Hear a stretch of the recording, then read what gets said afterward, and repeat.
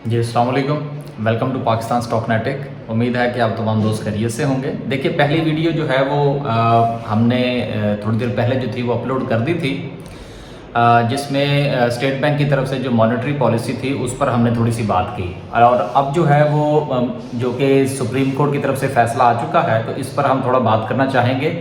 देखिए, हमारा ज़ाती तौर पर ये ख्याल है कि सुप्रीम कोर्ट का जो ये फ़ैसला है ये आने वाले दिनों में स्टॉक मार्केट पर मुस्बत असरात मुरतब करेगा। ये मेरी एक अपनी ज़ाती राय है, आप इससे ज़रूर इख्तलाफ फरमाइए। क्योंकि इस वक्त मुल्क के अंदर जो अफरा तफरी का आलम था, जो कॉन्स्टिट्यूशनल प्रॉब्लम चल रही थी, जो दीगर मामलात थे, अब वो सारे के सारे क्लियर हो गए हैं।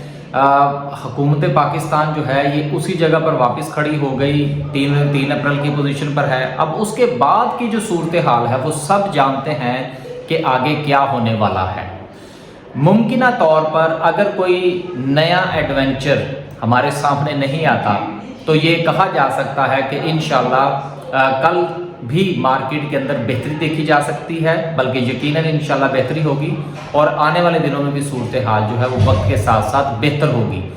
पैनिकिंग सिचुएशन जो थी वो काफ़ी हद तक अब ख़त्म हो चुकी है और इसके मुस्बत असरात होंगे। सुप्रीम कोर्ट की तरफ से डॉलर के ऊपर बात करना, फिर स्टॉक मार्केट के ऊपर रिमार्क्स का देना, ये भी एक पॉजिटिव साइन है डॉलर के हवाले से भी और स्टॉक मार्केट के हवाले से भी। तो इन दोनों चीज़ों को मद्देनज़र रखते हुए हमारी ये ज़ाती राय है कि इंशाल्लाह आने वाले दिनों में मार्केट जो है वो बेहतर होगी। अल्लाह हाफ़िज़।